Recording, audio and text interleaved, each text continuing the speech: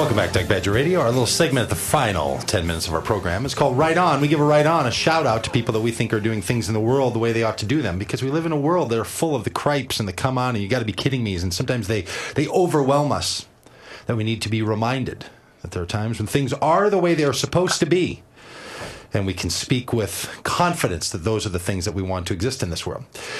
So it was August 28th, 1963, when there was a big rally, the Lincoln Memorial. It's now become famous as the place where Martin Luther King gave his speech. Interestingly, that day, he wasn't planning on this being the iconic day that he became a voice of the generations with his speech. Mm-hmm. In fact, the newspaper articles about that meeting that day didn't even mention Martin Luther King's speech. It wasn't all that noticeable. It wasn't all that shocking. Now it has become that. Now the clarion call of I Have a Dream rises above all the other things that happened that day. But that day it wasn't noticed, which ought to tell us something about the right-ons in this world. There's a lot of right going on that just haven't risen to the surface yet. There's a lot of things that God would have in this world that are not yet evident, that aren't evident to everyone. And if you don't know, there's a little story of how the I Have a Dream got into that speech. Martin Luther King was delivering a different speech that day. And Mahalia Jackson, who's a gospel singer, the story goes, was listening to him and felt that with all of these people there, that the conversation was becoming quite heavy, that he was becoming quite serious, that he was talking about significant and serious issues that were going on in the day. And she felt like there could have been something that was much, much greater that he could have said on that day. And so she shouts out to him while she feels that he's going to become a policy wonk. She starts yelling from behind him as someone who's one of the presenters up on the platform. She starts saying to him, "Tell him about the dream, Martin. Tell him about the dream." And the legend has it that she was feeling like he was just going to become another one of the voices, and she had heard him talk about his dream. Yeah. So she starts shouting out, and if you watch the video of the speech, you're able to see this point at which he shifts from reading his text, his prepared speech, to looking up and riffing. And the I Have a Dream that we all know of was a preaching riff that he shifts into. I just got the gospel goosebumps. Oh, it's awesome.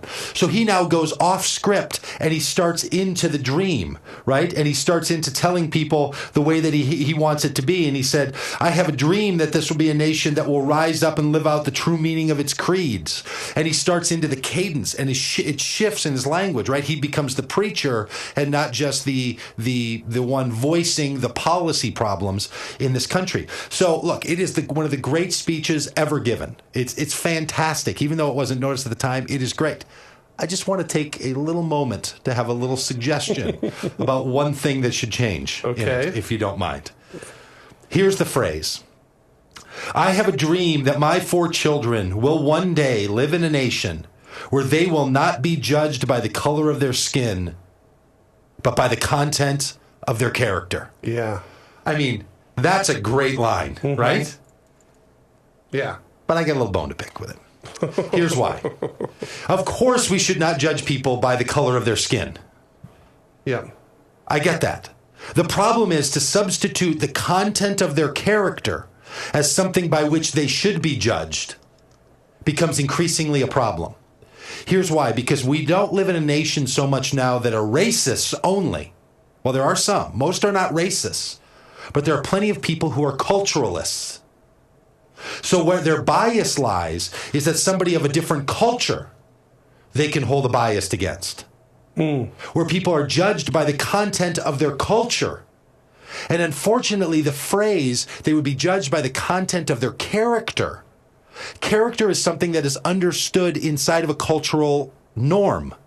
So to one person's culture, discipline is the most important thing. To another culture, freedom is the most important thing. In one culture, being relational is more important than being timely.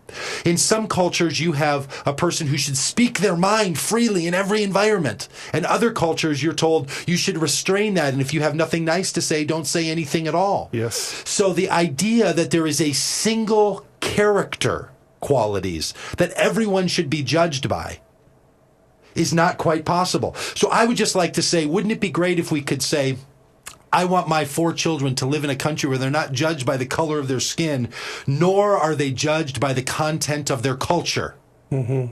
rather than swapping out one bias, skin tone, and racial ridiculousness for another, which very easily could become the content of someone's character. So you look at that man on the side of the street and you say, well, if he works harder. Yeah. You look at that person who's been foreclosed on their house and you say, well, if they were more financially disciplined. Or you look at that person who in their job, they can't seem to show up on time. Well, if that person, and all of a sudden their character that you would say, well, it's not about, who they are racially. It's about the way they behave. I'm not judging them on their appearance. I'm judging them on their behavior. The problem is that not everybody has the same expectations about how one should behave. Yeah. So I think we have to raise up the standard one more notch and say, wouldn't it be great if we weren't judged by the color of our skin, nor by the content of our culture? Now, I don't know what one does, because character is a good thing to judge someone by. This is a person of fine character. But that's so squishy when you live in a pluralistic, multicultural world. I don't know how you make any sense out of that. So I wanted to write on to go out to those who have said, I will not judge by the color of someone's skin. Anyone who will do that, write on. And anyone who will say, I'm going to be quite careful before I judge someone by what I perceive to be the content of their character. Yeah. Because I think even the content of their character is something that I need to be careful before I judge them on. Because I hear the funny quirk, the ironic thing is I hear a lot of racism that actually gets hidden inside of, well, it's their culture I have a problem with. It's the way they wear their pants, or it's what they wear on their heads, or it's the way they present themselves. If they would present themselves a little more reputably, then maybe I would treat them better. All of these kinds of things very easily in people's minds can be, I'm fulfilling the dream. So anyone who's willing to rise above both the appearance of their skin and the appearance of their character, get the right on. Yeah. May their faith bring us faith. May their hope bring us hope. May their strength bring us strength. And may their love bring us love. Tell him about the dream, Doug. Tell him, I have a dream. And what's so great is he gets to say it in that way, right? I mean, every time I say I have a dream, I want to, because I'm not a preacher in that cadence. I just want to rev up into that. I have a dream that my 4 children, which I have, 2 Mexicans and 2 Anglos, that my children will grow up in a world where they're not judged by the content, but by the color of their skin. Nor would anyone assume that they could judge them by the content of their character. Yeah. But they would be judged by the way that they contribute to the goodness and the beauty and the hope and the freedom and the love and the strength and the hope and the faith in this world. Yes. So for everyone who is doing that, and it's just a slight pick. It's just a slight adjustment from 1963.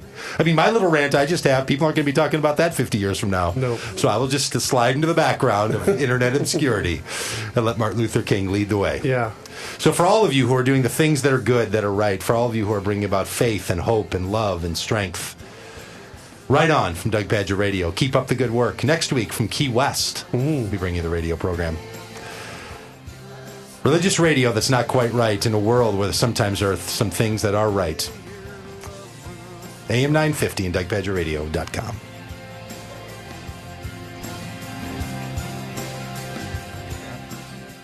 It's often said all politics are local.